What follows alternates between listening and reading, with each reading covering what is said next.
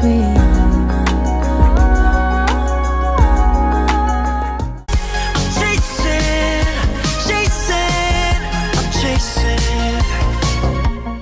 The first opinion is that 4th gen don't lack vocals, as I've seen K-tubers say time and time again.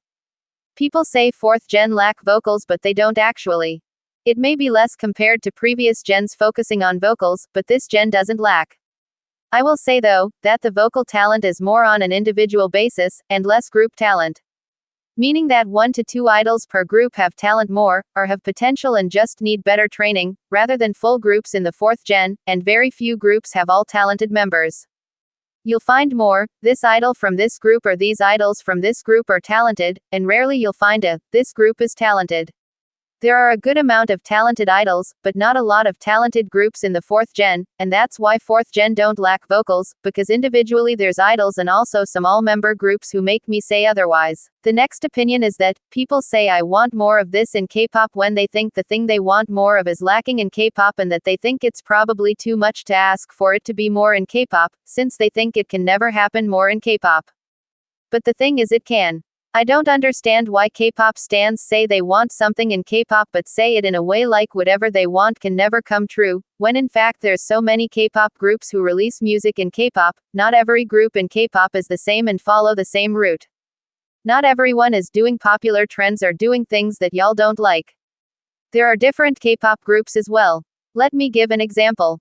Like K-pop stans asking for more sexy concepts, but they see minors debuting and so they can't ask for sexy concepts, but in actuality adults are also debuting as well, and a good amount of them. If there are consenting adults who are willing to openly do a sexy concept and are not being forced into it, then yes, we can have a couple of sexy concept songs in K-pop by groups since there are adults too.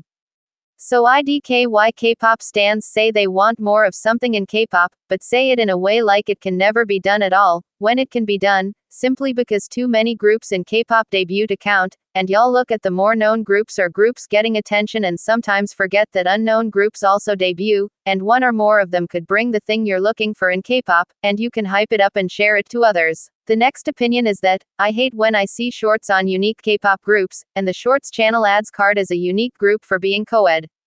These channels have never done any research if they think KARD are unique for being co-ed. KARD are neither the first nor are they unique for being co-ed.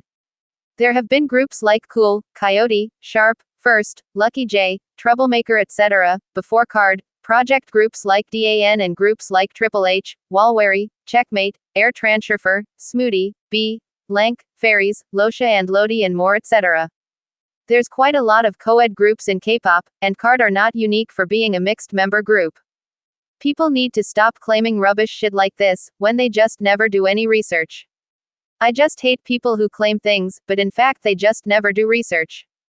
I also hate it more when there are no comments on these shorts or videos by K-pop stans trying to correct their information, which shows a lot of K-pop stans in the comments also believe the same, and never do research as well, not 100% sure.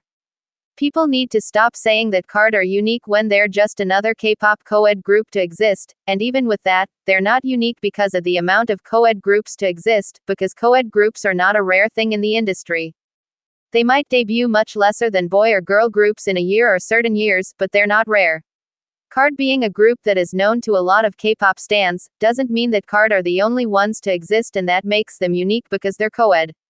Do some research and stop spreading dumb shit. The next opinion is that, similar to the previous opinion, I hate that on the same short about unique groups in K-pop, where I saw KARD being mentioned as unique for being a co-ed group, I saw Red Velvet being mentioned as unique for being all vocalists. Like what even? Red Velvet are not unique for being all vocalists, there are other groups to exist who have all vocalists as well.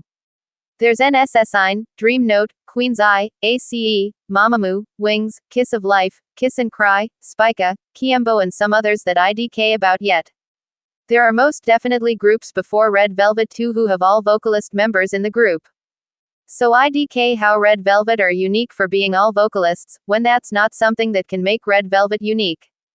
The reason being how many groups in K-pop debut each year and also groups from the previous generations before Red Velvet, and because of that there's bound to be some groups with all vocalists in them, so Red Velvet cannot be unique for being all vocalists, when that's not something unique at all. No group can be unique for being all vocalists, when there's probably enough of K-pop groups from all generation with all talented members for it to be common. So this shorts channel again never did any research, and just made a dumbass short that's not even facts. The last opinion is about people who have dreams of being a K-pop idol. I've talked about this before in a previous unpopular K-pop opinion video stating the dark side and other things about K-pop, but this opinion is a continuation of that opinion and more thoughts being said. Why become a K-pop trainee where you let's say debut, then what? You'll have to face the harsh realities of schedules. You won't know if your group will even last for long, and also you don't know if you'll even get to sing parts, and you might get put in the back and get a few seconds of lines throughout the whole song. Plus there are K-pop companies who not might train you well or how you need to be trained. I've seen so many groups debut and disband within their debut period or are a cancelled debut project and didn't debut. So many groups who have only 1 or 2 songs in their discography max. Even if you do become a trainee, I don't think you'll be easily accepted into a known company or the big 3, and maybe you'll have more of a chance of being accepted into a good budgeted Nugu label or a smaller company Nugu label. I'm not 100% sure about how K-pop companies work and if it's actually harder to get into a known label. Some idols have debuted 2 to 3 times because of failed groups that disband without staying that long. There are idols like Jinsol, Blackpink's backup dancer, Suyeon from the trot girl group Minimini, and Jane from Hey Girls, a new member of the lineup not an original member since debut, who have all debuted 4 times prior to their last groups, with their last groups being their 5th debut. While Minimini still promote, Hey Girls and Jinsol's last group, which I believe is Blastar, have both disbanded. So in my personal opinion, don't become a K-pop idol, because even if you do debut, your future is uncertain and you'll end up a Nugu idol who keeps switching companies trying to debut under new groups and trying to find success when it's hard for that to happen in the K-pop industry.